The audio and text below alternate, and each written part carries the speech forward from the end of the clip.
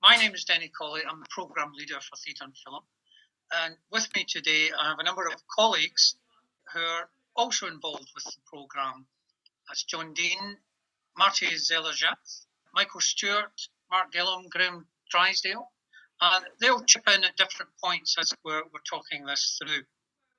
I'll start off by taking you through these slides, and then there's a chance for some Q&A at the end. The very final slide will have my email address, and you can contact me direct and just drop me an email, no problem at all. Okay, so what does it mean to be a theatre and film student at QMU? We reckon it's the best of both worlds. And by that, I mean you're getting to study theatre and you're studying film. And more, you're probably aware that there's all kinds of adaptations going on between plays that become films and films that become plays. So this is a good time to be studying both together. You have time to try out different options. While you're here, you'll get a chance to try directing, editing, screenwriting, filming, theatre production, theatre direction, stage management, acting, playwriting. You'll study a lot of theory. That might take you on to study a master's or go into a PhD. So there's plenty going on. Many students join us with an idea that, hey, I want to be an actor, I want to be a film director. But their experience here often changes that. When they get a chance to try something, they think, do you know what? I actually would prefer to be a writer, a playwright or a screenwriter, rather than that thing that I thought I would start with. The third bullet point, lots of support, not only from us, the programme team. Our student services division are fantastic, and that's everything from careers and finance support to well-being, counselling, you name it. Our students' union is lively and proactive and directly on campus. Last thing I would say about what it means to be a theatre and film student is you're part of a wider cohort. You'll be mixing and mingling with film and media students, drama students, costume design students, acting, performance students, and not only will you be doing that formally as part of some modules, you'll be doing it informally, sort of extracurricular work. These are the three main areas that you'll actually cover over 4 years with us.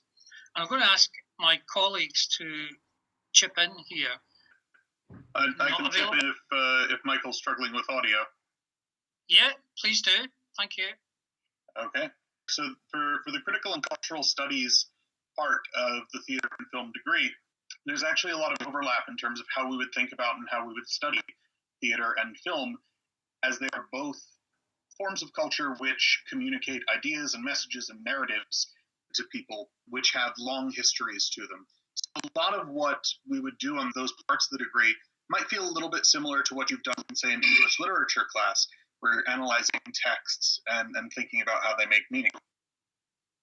Hello there, my name is Michael Stewart, and as Denny said, I'm one of the team that delivers specifically film studies on theatre and film. The students who are in my classes tend to be film and media and theatre and film. And in terms of what you might expect on theatre and film, I can say a little bit about what I've been teaching this past semester, which is the Level 1 module, Studying Cinema. I'm just through a batch of the Level 1 essays, and they've just been, not all tutors will say this maybe, but they've been an absolute pleasure to read, a lot of them. And what I've tried to do with that essay is to allow students to bring their enthusiasms to the module, and that's the mix I'm trying to get, is to let students talk about the films and the directors and the stars that they're really, really enthusiastic about, but also introduce them to some of the foundational theories of film studies. I'm very pleased to say, and Marty will support this, that film studies is in a really good position in British and international academia, so it's a really thriving discipline. So there's a lot of material, and in year one in studying cinema, I just try and introduce students to some of the basic ideas. So in studying cinema, we've looked a bit at mise-en-scène, we've looked at sound and music, which again just becomes more and more interesting in film. So I've been reading some fantastic essays about the importance of not just music, but the way sound is used in film. And we look at big and difficult ideas like realism, which we all kind of know what we mean by that, but once you start breaking it down, you realize that there's so many aspects to realism. And some of the most exciting essays I've read actually have been about neorealism and different strands and movements of neorealism in America and Europe and beyond. And that just reminds me, one thing I should say is, in studying cinema, I try and leave it as open as possible for students to bring in the directors and the movies they want to talk about. But as we go through the degree, what we try and do in for instance, year 2 film genre, and then in year 3 global cinema cultures, is we try and broaden students' outlook and make it as international as possible. So we want to look at film from the point of view of different theories, but from the point of view of directors from all over the world. And I'm glad to say that there are more and more women directors are getting more and more prominence now, so that's fantastic. So we just try and let students know that there are dominant areas of film studies we need to talk about, but there are all kinds of really important emerging areas across the world. And excitingly, film is only getting more and more international in terms of its distribution and consumption. So as we go through the degree, that's how we try and open it up. But studying cinema, an introduction to some of the foundational theories, and then as you go through the degree, that'll become more complicated. And if I get a chance, we'll see how Denny goes. If I get a chance, I can talk a little bit about the film studies option I offer to level 3 and 4 students. Okay, right. Thanks, Michael. And just to reinforce that, obviously on the theatre side of things, there's a strand of critical and cultural studies, which is threaded through each year, looking at theories, looking at contribution that different aspects of theatre make to culture and to society. But sort of moving on slightly to industries, audiences and context, I think Marty's going to pick up on this. Yeah, sure. Thanks, Denny. So when we're thinking about the industries, audiences, and context side of theater and film studies, there's a huge amount of overlap between those two areas. It's important when you're trying to understand the way film and media and theater work in a kind of cultural context, to think about who makes them, who gets to make them, who owns them.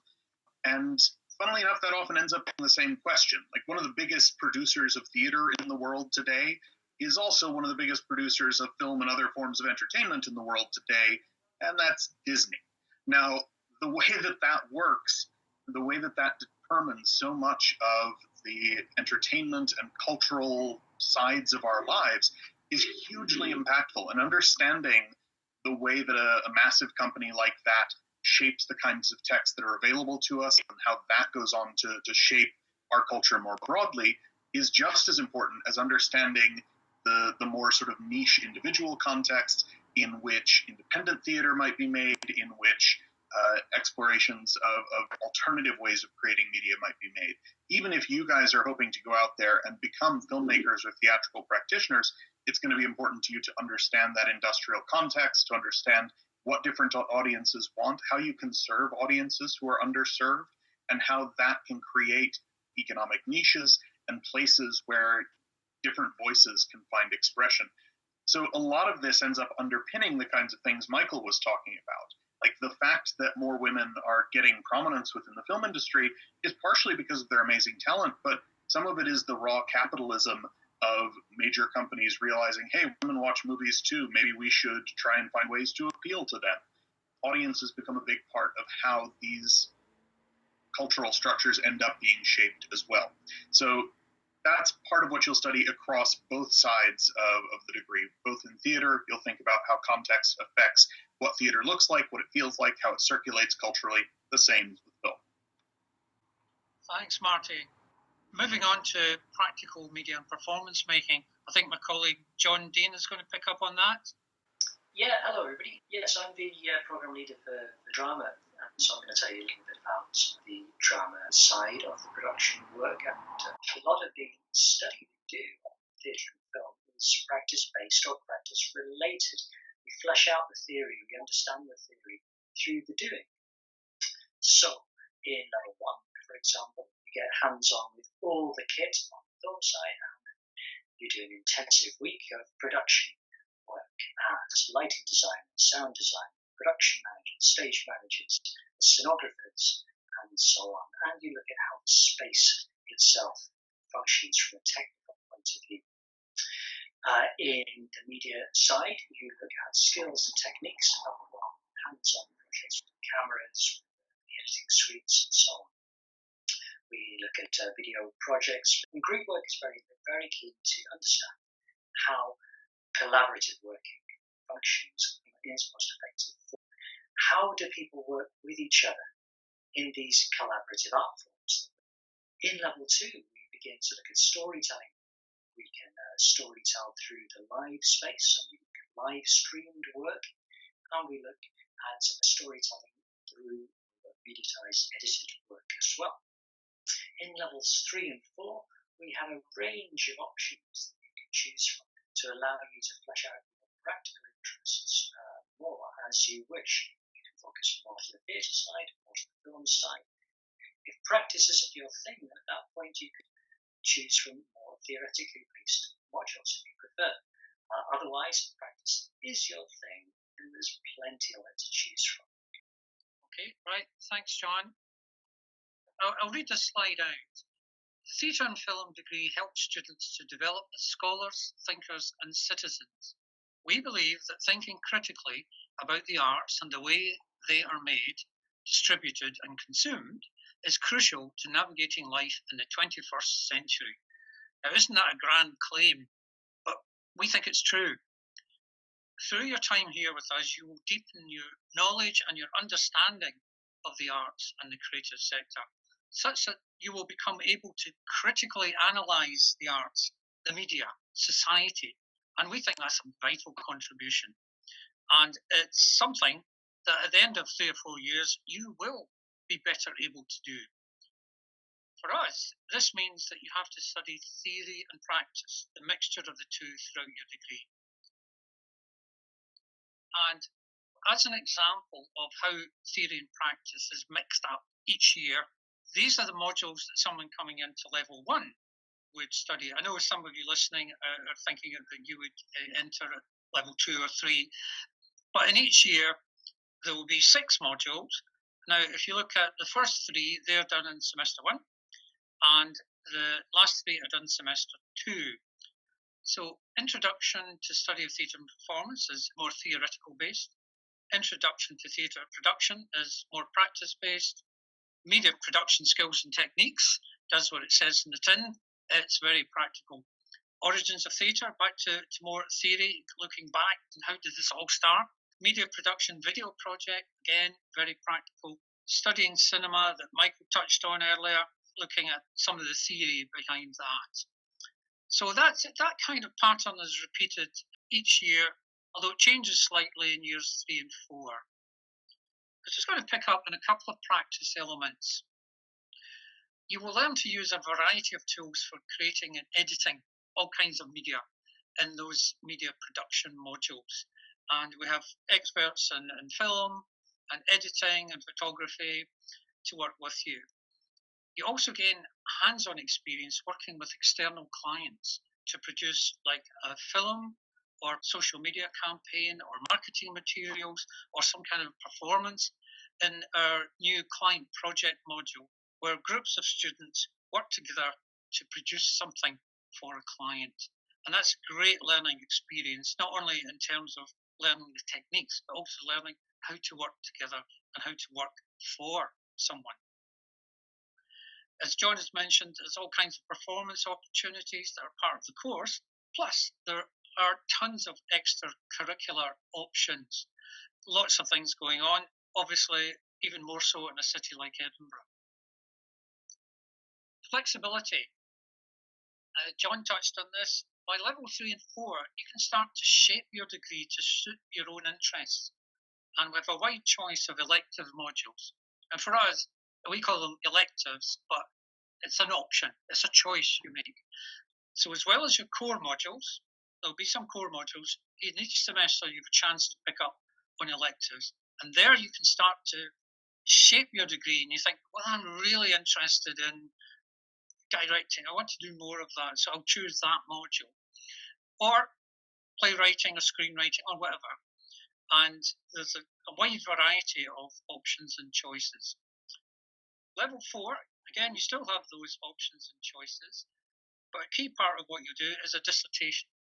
And again, you can do different versions of a dissertation. You can do a straightforward 100% theoretical written study. Excellent. Or you might go for a video dissertation, or perhaps a performance-related dissertation. And we have various combinations where you can have 60% practical, 40% written, or the other way around, or 100% written. Who are we? Well, you've heard some of us already. You'll be taught by a small, highly dedicated team who will get to know you and support you throughout your time here at QMU. We have theatre and film practitioners and lecturers with in-depth theoretical knowledge. And the third bullet point there, I think it's true, we are a friendly bunch. We try to be approachable, and because it's a small university, it's a small cohort throughout, we're better able to get to know you and help guide you through your learning journey. Just picking up on some practitioners, there are more than this, but Walid Samha, famous for producing time-lapse films of Scotland. You see an illustration at the top, some work he did on the Kelpies, and he's recently shown short films at the Cannes Film Festival. Graham Drysdale, who's in the chat room at the moment, recently directed and co-wrote the feature film Vigilia. Kate is a multiple Fringe First winner for her theatre work. Here's the thing, we do care about your employability. We're one of the first universities to actively teach entrepreneurship and enterprise as a core subject in our creative sector degrees. Many of our competitor organisations don't do that. They leave it until you're finished and then you speak to the careers team. But we make it part and parcel of what you do here, and there are a number of modules culminating in one that you can do in third and fourth year, depending on your choices, which is about entrepreneurship, setting up a business, becoming a freelance, and finding your way as somebody trying to make something happen for yourself. We have an excellent campus-based career service. They're very proactive. They come along and help out in some of our lectures. We're the only university in Scotland to have a business gateway office on campus. Business gateway, they exist to help anyone who wants to set up some kind of business, and they're located on the campus. We have a business innovation zone for any graduates who want to start up a business when they finish. And I'll show you some examples here. I won't go through all of these, but we have film and photography companies, we have theatre companies, and we have a range of other companies, often games related or music related. I think this is a really interesting quote, and it brings up quite a topical issue. People are concerned about automation and AI and robots taking over more and more jobs, and that is happening. Let me read this out. Our future economy will be built on creativity and technology. With artificial intelligence taking over routine tasks, there will be immense opportunities for people who combine creative, technical, and social skills, skills that are resilient to future automation. And we think that's what we do. We teach you creativity, obviously. The technical, the production skills are there. The social skills about working with each other and collaborating. And we're a long way away from a robot film director. So you're doing the right thing by joining us, because we care about this stuff. Here's some examples of some of our graduates. Caitlin is a presenter journalist with Falklands TV. Hong An and Sebastian work together collaboratively to make films.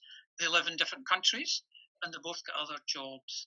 Sebastian is one of our guest lecturers and comes and talks about his work as a videographer. Robbie studied here, did his degree here, then a master's, and he's now almost finished his PhD. So there's someone who's taken the theoretical route. Other recent graduates go on to work film, TV, radio, online, and so on. But let me stress, if you do this degree, we're not saying you must work in the creative sector. If you want to go off and get into marketing, politics, retail, hotel, that's fine. We'll support you in that too. Exchange opportunities. Level 3, Sweden, Australia, New Zealand, Canada, USA. We have partner universities there. While you're here, apart from doing your degree, you can get involved in volunteering, internships, part-time work if you need it, and our career service will sort all of that out for you. You have a chance to meet a range of industry contacts, guest speakers from the sector. And here's a list of some. I won't pick up all of these. Maybe mention Cora Bissett at the top, director, actor, musician, playwright. If any of you have seen a play called Glasgow Girls or What Girls Are Made Of, both award-winning productions, and Cora comes in and is one of our visiting guest lecturers. Nick Lowe runs an independent TV and radio content production company in Glasgow. Hannah Watt is a QMU graduate who works for Screen Scotland, comes in as a guest lecturer. Ross Bryden was a student here, has now set up his business within the biz, and he's producing a very interesting drumming tuition app. Emma Pollock, a singer with the Delgados and now on her own. She's also a director of Chemical Underground Records. And the last one to mention, Alex Bird, again another QMU graduate, who runs a puppetry and physical theatre company, wonderfully named Tortoise in a Nutshell. So, just to finish off, why study theatre and film here? Again, as I said before, small campus, everything in one place, friendly and safe, lecturers who know you and can support you. As mentioned earlier, you'll be part of a wider fun cohort, and I say a fun cohort because there's always something interesting going on. Somebody filming something in the atrium, or a piece of performance happening outside. There's lots going on. Edinburgh. You're going to be in Edinburgh. You possibly know about the festival, the Fringe, the International Festival, but in fact there's a whole host of festivals throughout the year, and lots of these provide opportunities for us. And I'll finish by saying we think that what you'll be studying is important and vital for society. Now, we know during the current coronavirus crisis, we know who are the really important people in society, don't we? Doctors, nurses, binmen, care workers are crucial. Beyond that, when you ask anybody, what do they do for fun, for joy, apart from their work, apart from fully relationships and money, what are the things that bring them joy? And often they'll say, I love film. I've got a subscription to Netflix. I watch loads of stuff. I like going to the cinema. I like going to theatre. I love plays. I love the Edinburgh Fringe. I go to galleries and museums, and all of this brings people pleasure. And ultimately, I think it brings people joy. And you will be involved in that. You will be helped making some of that happen. So I'll finish at that and say thank you. Thank you for coming along. Any questions for me and my colleagues, there's my email. And I say you can email us. So thanks everyone, and we hope to see you in September.